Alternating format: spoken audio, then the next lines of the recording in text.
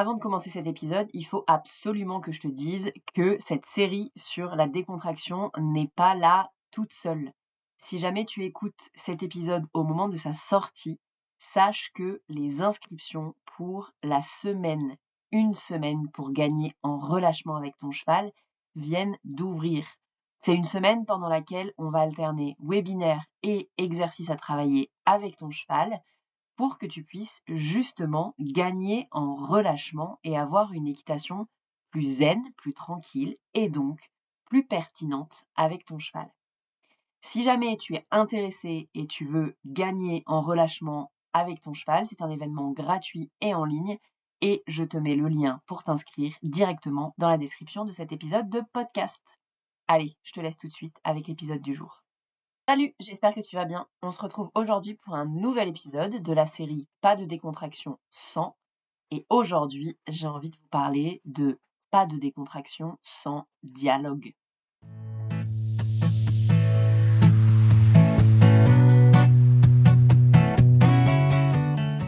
Salut, bienvenue dans À Cheval, le podcast de l'équitation collaborative. Je suis Morgane, je suis coach en équitation et j'accompagne mes élèves, peu importe leur discipline ou leur niveau équestre, vers plus de collaboration dans leurs échanges avec leur cheval. Si tu es cavalière et que tu es à la recherche de connaissances, de tips, de réflexions ou d'exos pour que ton équitation devienne plus collaborative, alors tu es au bon endroit. Dans ce podcast, je te partage seule ou avec mes invités tout pour t'inspirer et que tu puisses développer l'équitation dont tu rêves avec ton cheval. T'es prête ? Allez hop, à cheval ! Ce troisième épisode, j'avais vraiment envie de parler de ce sujet qui me tient vraiment à cœur, qui est le dialogue avec le cheval. C'est pas forcément instinctif. Je pense que vous auriez peut-être pas parié sur ce terme-là, bien que ceux qui me connaissent auraient peut-être parié quand même. Le dialogue, pour moi, il fait suite à la décontraction du cavalier et au cadre, qui sont assez évidents en fait. Mais pour moi, le dialogue, il est indispensable à la décontraction parce que il suppose qu'on est à l'écoute de nos chevaux et d'après moi, les chevaux, s'ils sentent qu'on est à l'écoute de ce qu'ils nous racontent, ils se relâchent beaucoup plus facilement, ils nous font confiance beaucoup plus et donc on est vers une décontraction qui est beaucoup plus efficace, beaucoup plus pertinente, beaucoup plus profonde. C'est un peu mon point de vue à moi sur cet épisode de podcast et il y aura peut-être d'autres points de vue un peu perso. Mais pour moi, ce truc de dialogue, il est indispensable. Le dialogue, il sous-entend aussi plein d'autres choses. Pour qu'il y ait dialogue avec les chevaux, pour moi, il faut qu'il y ait confiance. Il faut qu'ils aient la possibilité de s'exprimer. Il faut qu'ils sachent qu'on les écoute. Et moi, j'adore proposer des codes aux chevaux, des codes de dialogue, des trucs que les chevaux, ils savent que s'ils font ça, eh ben, ça veut dire quelque chose pour nous. Et d'après moi, une fois qu'on a ça, on a un relâchement qui est beaucoup plus efficace parce que les chevaux peuvent nous communiquer des choses. Alors, on parle pas ici de communication animale spécifiquement, hein, c'est pas en ça que j'entends le dialogue, c'est vraiment sur les moments où on est ensemble, de pouvoir avoir l'impression de parler avec son cheval. C'est vraiment le retour que m'a fait une de mes élèves il y a quelques semaines et que j'ai adoré parce que on a fait une séance et elle m'a envoyé un message juste après la séance pour me dire purée Morgane, merci, j'ai eu l'impression de parler avec mon cheval pendant 1 heure. Et c'est vraiment ça, cette idée de dialogue, c'est ce truc de je parle à mon cheval et mon cheval est à l'écoute de ce que je lui demande, mais aussi j'ai l'impression que mon cheval me parle. J'ai l'impression que mon cheval me propose des choses. J'ai l'impression qu'il y a un truc qui se passe dans les deux sens, en tout cas. C'est pas seulement je lui parle, il écoute et il fait tout ce que je lui demande. Pour moi, là-dedans, il n'y a pas de dialogue, il n'y a pas de vraie décontraction, il y a plus une espèce de robotisation de quoi qu'on lui demande, en vrai, il répond oui et il fait quoi. Enfin, il répond oui. À la limite, il répond même pas, juste il fait quoi. Donc il y a vraiment, pour moi, une grande importance que je donne dans mon travail à cette histoire de dialogue qui est indispensable. Je sais que ça parle à beaucoup d'entre vous. Je sais que ça parle aussi dans le truc de l'équitation collaborative. Dans collaboration, on entend ça. En tout cas, moi, j'entends ça. J'entends la co-création, j'entends la co-construction. j'entends les allers-retours dans une conversation, que ce soit pas un monologue, on parle à notre cheval et notre cheval écoute quoi qu'il arrive, mais que ce soit vraiment un dialogue. Et ce dialogue sous-entend qu'il y a ce dont on a parlé la semaine dernière ou dans l'épisode précédent, un cadre.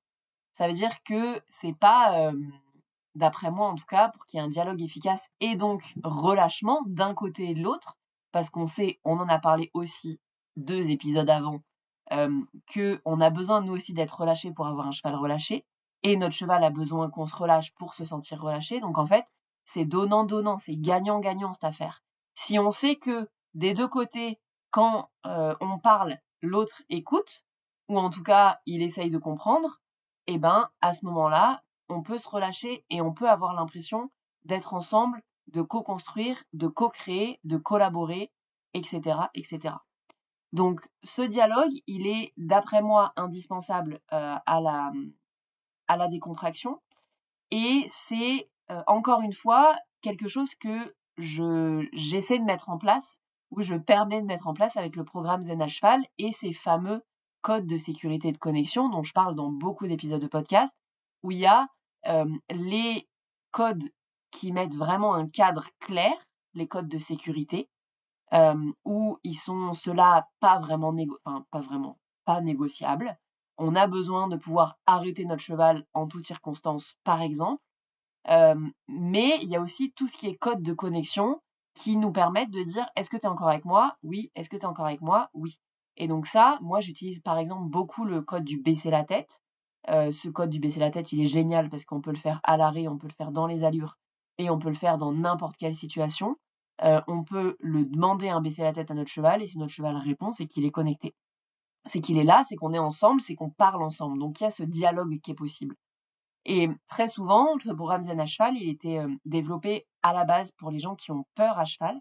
Et donc, je l'ai vraiment, je lui ai permis d'aller un peu plus loin que ça pour tous les gens qui se reconnaissent pas tellement dans la peur en tant que telle, mais qui sentent que leur équitation est relativement crispée, soit pour eux, soit pour leur cheval, et qui veulent aller plus loin dans ce relâchement.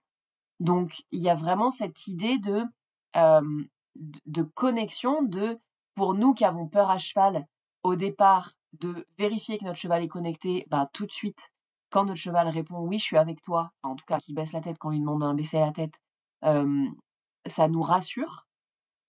Et l'avantage de ces baisser la tête, c'est que souvent, ils amènent des relâchements chez les chevaux aussi. Ils amènent des relâchements d'autres manières, des relâchements corporels, des relâchements émotionnels.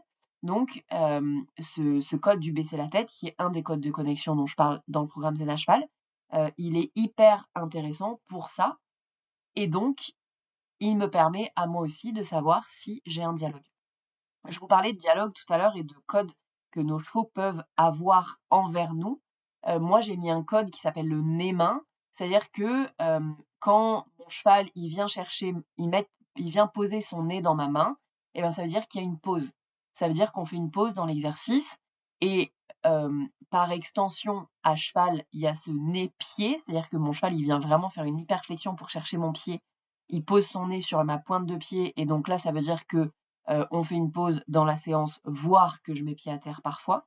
Et ça, c'est des codes qui permettent où j'ai vraiment ce truc j'ai l'impression que mon cheval, il peut me demander quelque chose. Et c'est hyper intéressant en termes de dialogue, en termes on a des codes, lui et moi. C'est-à-dire que moi, j'ai ce code de baisser la tête qui me permet de savoir si il est connecté, si on est encore ensemble, si on peut encore parler ensemble. Lui, il a ce code de nez-main ou nez-pied en fonction de si je suis à cheval ou à pied, pour me dire, bah, viens, on fait une pause ou viens, on fait autre chose. Parce que parfois, c'est aussi ce qui me permet d'arrêter cet exercice-là et de faire autre chose, genre d'aller brouter, genre de finir la séance, voilà, de faire autre chose. Ou encore de lui me proposer quelque chose. Donc c'est hyper intéressant en termes de relâchement, de collaboration, de pertinence de travail, de co-création de travail, de pouvoir ouvrir ce dialogue. Voilà pourquoi j'avais vraiment envie de vous parler de cette importance de ce dialogue dans la décontraction. J'espère que ce sera clair et limpide pour vous tous. J'ai envie de vous laisser là-dessus. C'est une conversation que je pourrais avoir pendant des heures, qui peuvent m'amener à plein d'autres notions, mais j'ai vraiment envie de vous proposer plusieurs épisodes de podcast dans cette série, avec d'autres notions, donc une autre notion indispensable, ou en tout cas qui permet une plus grande décontraction, arrivera la semaine prochaine dans un nouvel épisode de À Cheval, le podcast de l'équitation collaborative. En attendant, si le podcast vous plaît, comme d'hab, vous savez que ça m'aide beaucoup si vous prenez le temps d'aller mettre une note 5 étoiles de préférence sur la plateforme d'écoute que vous utilisez. Vous pouvez aussi laisser un commentaire au podcast ou à cet épisode spécifiquement. Et si jamais vous voulez être mis au courant de la sortie du prochain épisode, n'oubliez pas de vous abonner.